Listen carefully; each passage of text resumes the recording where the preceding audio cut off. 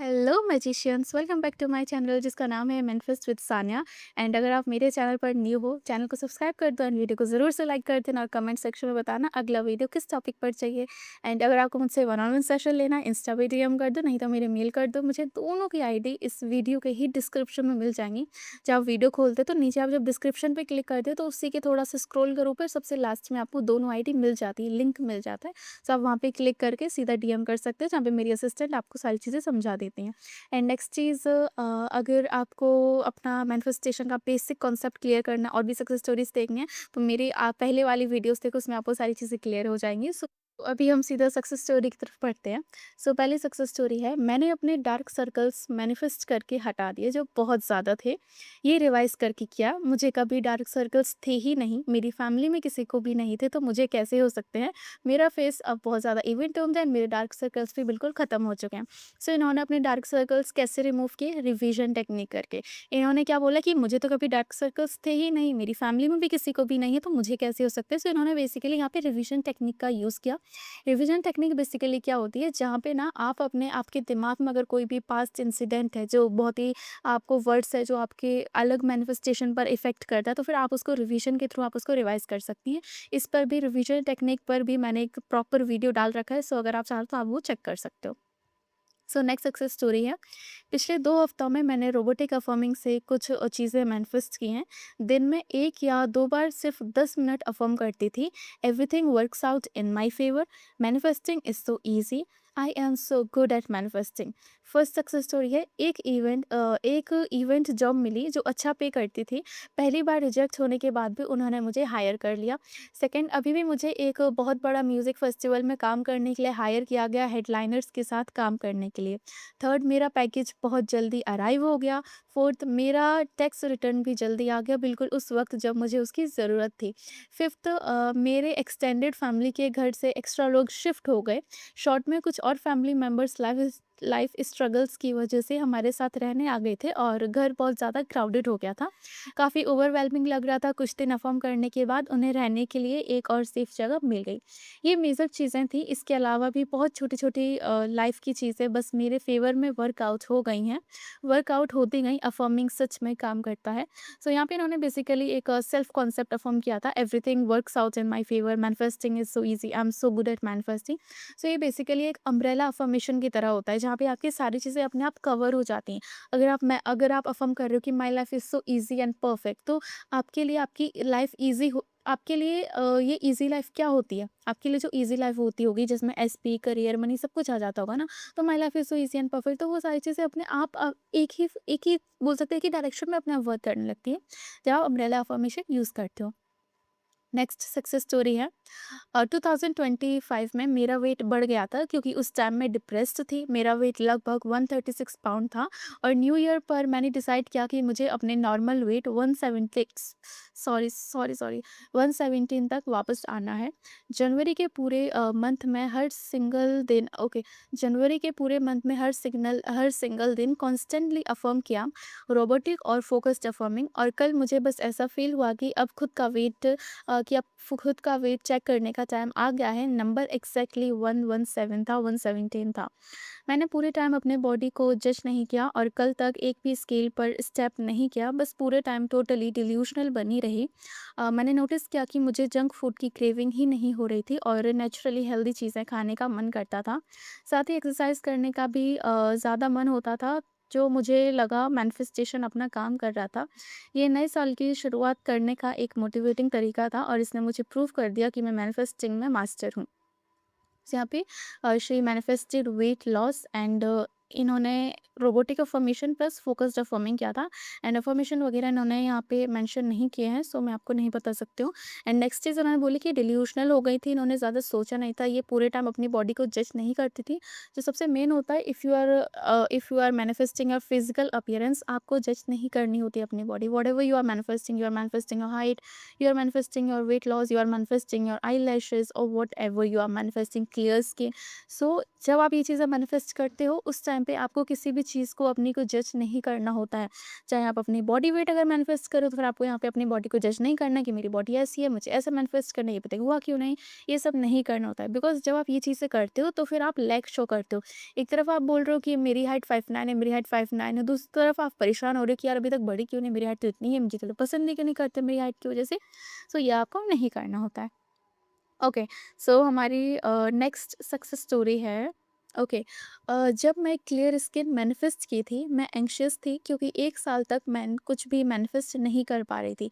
इसलिए मैं बहुत फेड अप हो गई थी और मैंने डिसाइड किया कि अब मैं पूरी तरह से ऑल इन जाऊँगी और कुछ ऐसा मैनिफेस्ट करूँगी जो मेरे लिए बहुत इम्पोर्टेंट था।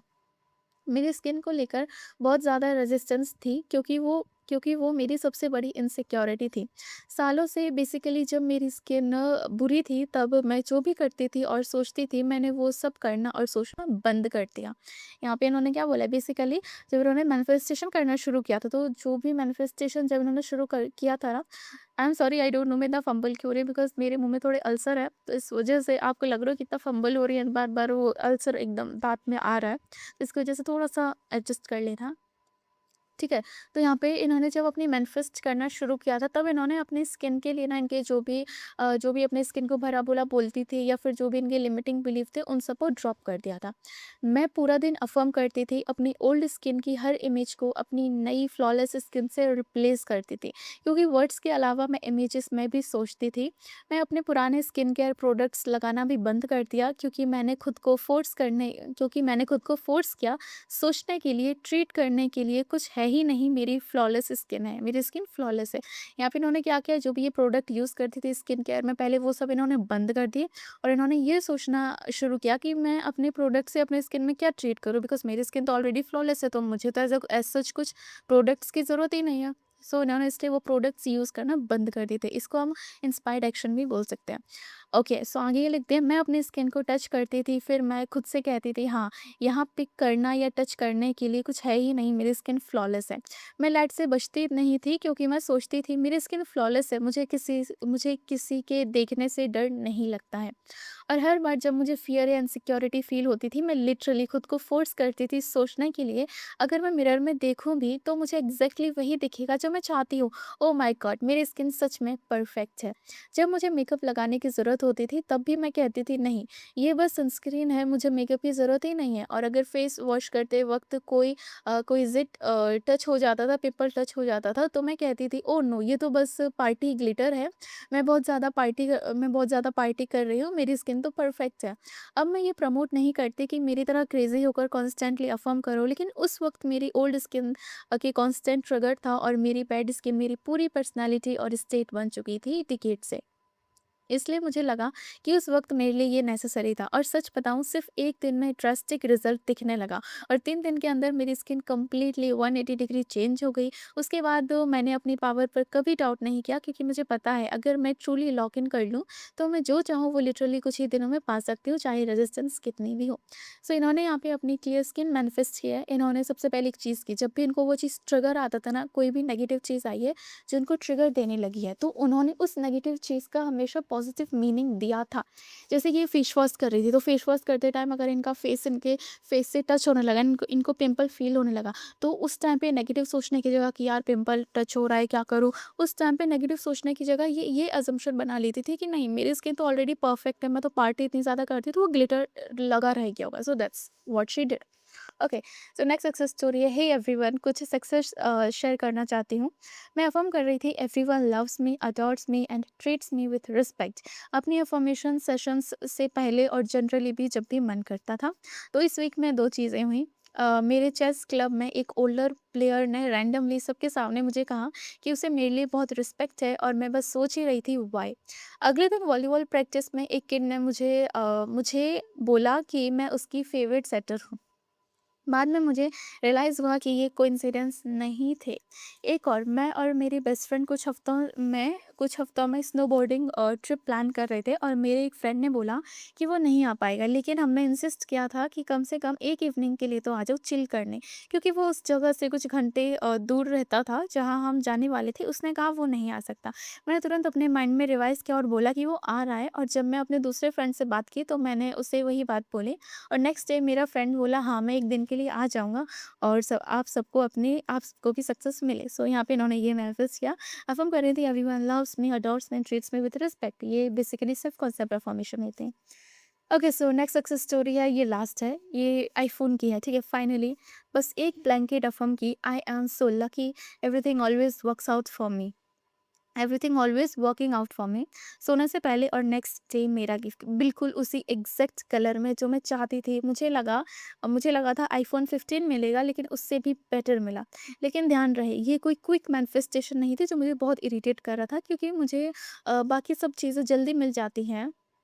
ये काफ़ी टाइम ले रहा था और मेरी पेशेंस टेस्ट कर रहा था।